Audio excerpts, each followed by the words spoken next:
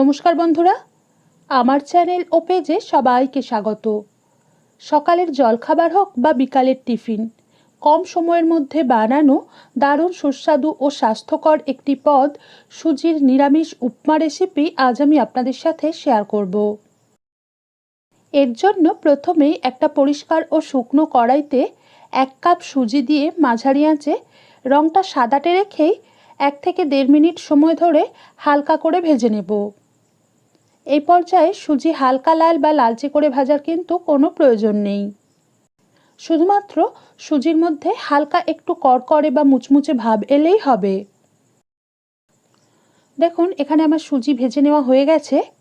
এবার এটাকে একটা পাত্রে ঢেলে সুজির সমপরিমাণ অর্থাৎ 1 কাপ সুজির মধ্যে 1 কাপ পরিমাণে জল মিশিয়ে কিছুক্ষণ ভিজিয়ে রাখব। অর্থাৎ 5 থেকে 7 মিনিট ভিজিয়ে রাখলেই হবে।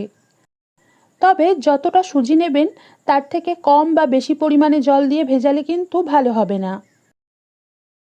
এবার এখানে আমি কিছু সবজি কেটে নিয়েছি, যেমন ছোট ছোট টুকরো করে কেটে রাখা আলু, বিনস, অল্প টমেটো, ফুলকপি, গাজর এবং কাঁচা লঙ্কা। এই সবজিগুলো ছাড়াও আপনারা এর মধ্যে মটর বা কড়াইশুঁটিও যোগ করতে পারেন। এরপর কড়াইতে অল্প রিফাইন্ড বা সাদা তেল গরম করে নিয়ে 1 মুঠো চীনাবাদাম দিয়ে কিছুক্ষণ ভাজার পর বাদামের খোসাগুলো ফাটতে শুরু করলে এর মধ্যে কয়েকটা ধুয়ে রাখা কিশমিশ দিয়ে কিশমিশ পুরোপুরি ফুলে ওঠা পর্যন্ত ভেজে এগুলোকে তেল ঝরিয়ে একটা পাত্রে তুলে রাখব।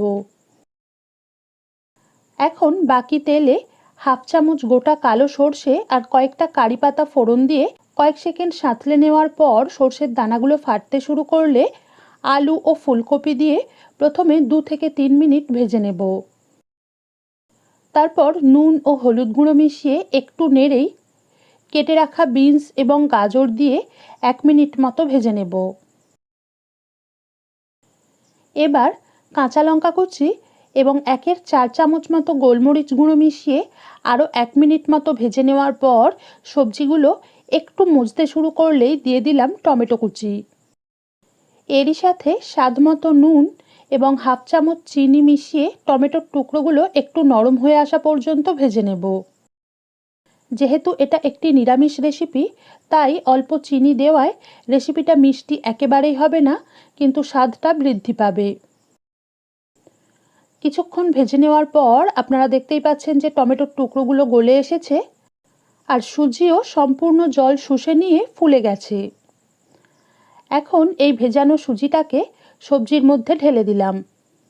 এরই সাথে ভাজা চীনাবাদাম ও কিশমিশ মিশিয়ে গ্যাস মিডিয়ামের থেকেও কমে রেখে অনবরত নেড়ে আর সুজির মধ্যে যদি কোনো দলা সৃষ্টি হয়ে থাকে তাহলে খুন্তির সাহায্যে এইভাবে দলাগুলোকে ভাঙতে ভাঙতে 2 থেকে 3 মিনিট ভাজার পরই দেখতে পাবেন সুজি একদম এরকম ঝরঝরে হয়ে এসেছে।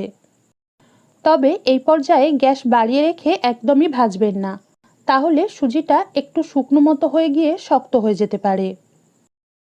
এবার এটাকে একটু চটপটা বানানোর জন্য 1/2 চামচ পাতিলেবুর রস মিশিয়ে নিলাম।